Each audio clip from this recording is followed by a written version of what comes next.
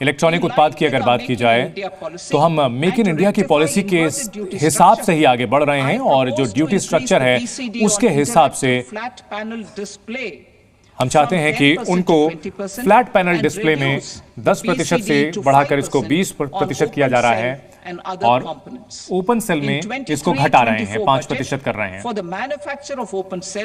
2024-25 के बजट में हमने ओपन सेल्स के लिए जो टैक्स था उसको कम किया था।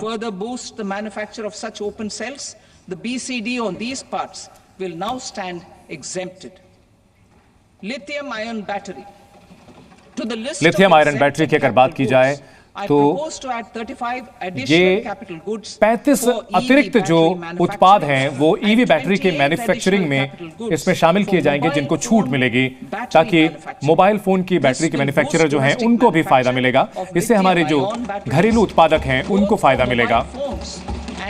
मोबाइल फोन और इलेक्ट्रिक व्हीकल के लिए आसानी से, सुगमता से बैटरियां उपलब्ध हो पाएगी। शिपिंग सेक्टर की अगर बात की जाए तो शिप बिल्डिंग में बहुत दीर्घकालिक रणनीति की जरूरत होती है और इसमें कच्चे माल को लेकर के हम सुविधाएं उपलब्ध कराना चाहते हैं ताकि शिप्स के निर्माण को लेकर अगले 10 साल तक उनको फायदा मिलता रहे, इस इंडस्ट्री को फायदा मिले। इसके अलावा हम और प्रस्ताव देना चाहते हैं कि जो जहाज को तोड़ने की क्षमता होती है, हम चाहते हैं कि इसमें जो डिस्प्यूट होते हैं उसमें बेसिक कस्टम ड्यूटी को कम किया जाए।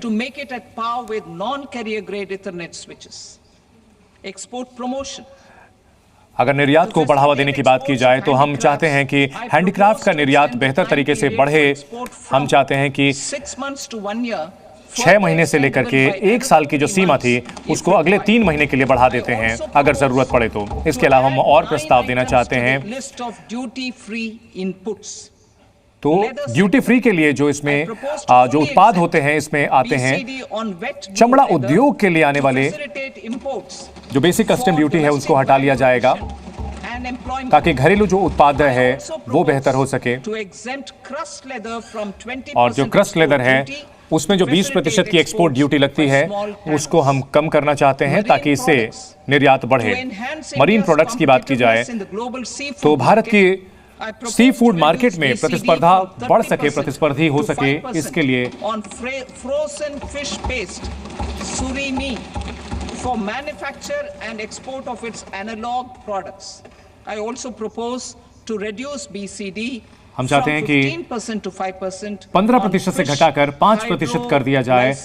फिश हाइड्रोलाइसेट होता है उसको 15 से 5% किया जा रहा है ताकि जो मछली उत्पादक हैं उनको फायदा हो सके। जुलाई 2024 के बजट में हम चाहते थे कि हवाई जहाजों के निर्माण को आगे बढ़ाया जाए और इसमें विदेश से आने वाले जो उत्पाद हैं उसमें हमने सीमा बढ़ाई थी, 6 महीने से बढ़ा करके उसको 1 साल किया था और उसको 1 साल और बढ़ाया जा सकता है। हम यही व्यवस्था रेलवे के लिए भी हम लागू कर रहे हैं। Time limit for provisional assessment. Presently the customs act 1962 अभी कस्टम एक्ट 1962 के तहत कोई भी समय सीमा नहीं दी जाती है जिसके तहत जो प्रोफेशनल असेसमेंट हो सके और ऐसे में अनिश्चितता होती है कारोबार के लिहाज से और हम चाहते हैं कि इस कारोबार सुगम हो सके और इसके लिए हम कदम आगे बढ़ा रहे हैं और इसको हम बढ़ा करके 2 साल कर रहे हैं जिसको आगे और 1 साल बढ़ाया जा सकता है। और इसके अलावा हम एक और नियम लागू करना चाहते हैं जिसमें हमारे जो निर्यातक और आयातक हैं वो क्लियरेंस के बाद भी जो वो ड्यूटी एक्स्ट्रा दे सकते हैं बिना किसी पेनल्टी के अगर वो पहले छूट गए हों, पहले देना भूल गए हों। हालांकि ये उन केसेस पर लागू नहीं होगा जहां पर पहले ही डिपार्टमेंट की ओर से ऑडिट या फिर इस पूरे मामले में जांच की प्रक्रिया शुरू कर दी गई हो। हमारे उद्योग के लिए जो कि बेहतर तरीके से आयात कर सकें, हम चाहते हैं कि वो अपने जो उत्पाद मंगाते हैं बाहर से, इनपुट के उत्पाद, इसकी सीमा को भी हम बढ़ा रहे हैं और इससे उनको लचीलापन मिलेगा और उनका अनिश्चितता भी सप्लाई की कम हो सकेगी।